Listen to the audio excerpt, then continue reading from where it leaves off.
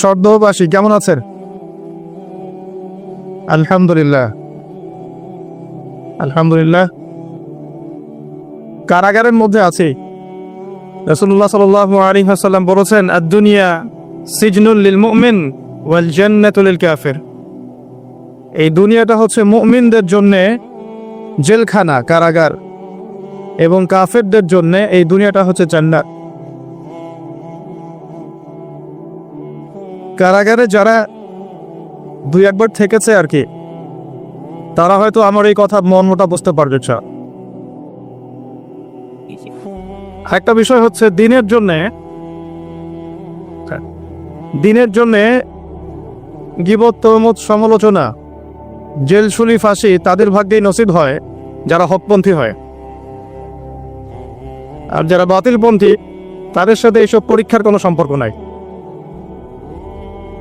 তো আমরা দুনিয়াতে কারাগারে আছি। নবী সাল্লাল্লাহু আলাইহি ওয়াসাল্লাম বলছেন, কারাগারের অবস্থা হচ্ছে এমন যেখানে আপনি নিজের মন গড়া প্রবৃত্তির অনুসরণ করতে পারবেন না, যা ইচ্ছা তাই করতে পারবেন না। সবকিছু রুটিন মাফিক আপনাকে করতে হবে, নিয়ম শৃঙ্খলা মেনে চলতে হবে।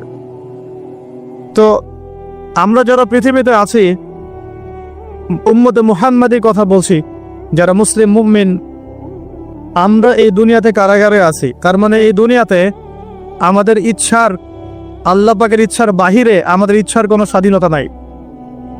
আল্লাহ পাকের ইচ্ছার বাহিরে, তার রাসূলের ইচ্ছার বাহিরে আমাদের ইচ্ছার কোনো স্বাধীনতা নাই।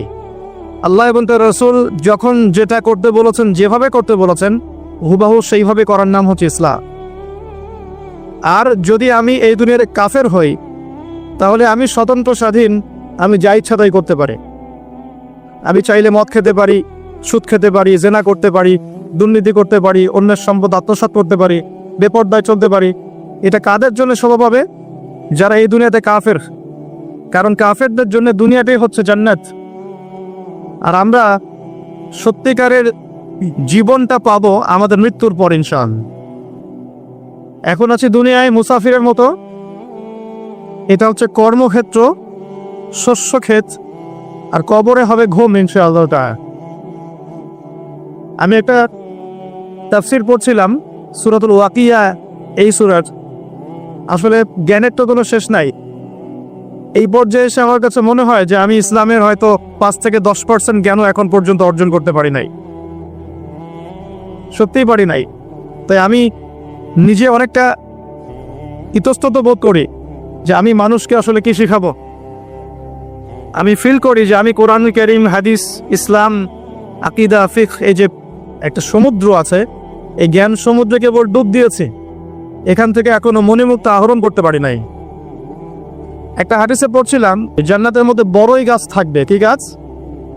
বড়ই গাছ। সাহাবী একজন বলছেন, বড়ই গাছে তো কাঁটা থাকে ইয়া রাসূলুল্লাহ।